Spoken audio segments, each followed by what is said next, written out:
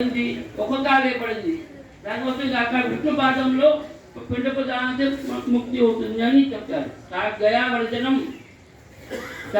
ప్రయాగ ముందనం, కాశీ దండం, గయావర్జనం.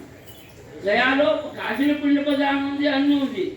కాష్టాంతి మన్నా ముక్తి దానికోసమే ఇక్కడ అస్థి కానీ చచ్చిపోవడానికి ఉంటారు. ఇంట్లో పాత ఉన్నప్పుడు మా చిన్నప్పుడు ఎంతో ముసలి వాళ్ళు కాశీవాసం చేసి ఇప్పుడు మొన్న వరకు పోయినారు. చాలా కొంతమంది ఉన్నారు. ఇంకా మరి శివరాత్రికి కార్తీక మాసంలో వచ్చి ఉండి నెల మళ్ళీ వెళ్ళిపోతారు.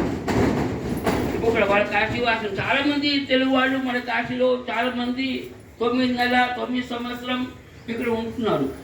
కొంతమంది ఇక్కడే ఉండిపోతాం, ఇక్కడే ఎదురు చూసుకొని ఇక్కడే ఉండిపోతాం. అయ్యగారు మాకేమి పెట్టండి, మా గది పెట్టండి, ఇక్కడే దొరుకుతుంది అందరికి. అపార్ట్మెంట్ అందరికి ఇచ్చి పంపిస్తాం. కాశీ అంటే చాలా చాలా పుణ్యక్షేత్రం. అన్ని తీర్థాలకి రాజు కాశీ, అన్ని తీర్థాలకి రాజు. ఎక్కడికి పోతున్నామంటే ఎక్కడికి పోతున్నావా? కాశీ యాత్ర పోతున్నాం.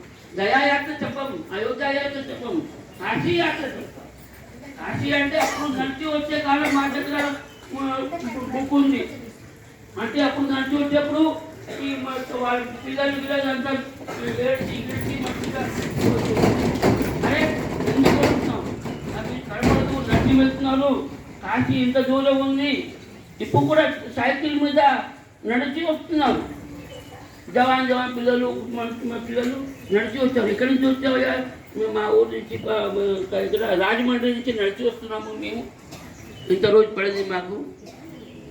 బైక్ మీద వస్తున్నారు, సైకిల్ మీద వస్తున్నారు. చాలా ఇట్లా ఉన్నారు. సంకల్పం ఉంది, వాళ్ళు వస్తున్నారు. అందరికీ చేత అవుతుందా? ఓ బద్రికాయ ఆగకపోతే అంటే నేను చిన్నప్పుడు పోయినాం.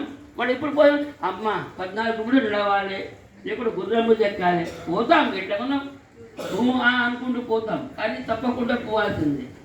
అదే ఉన్నది. కాశీ అంటే చాలా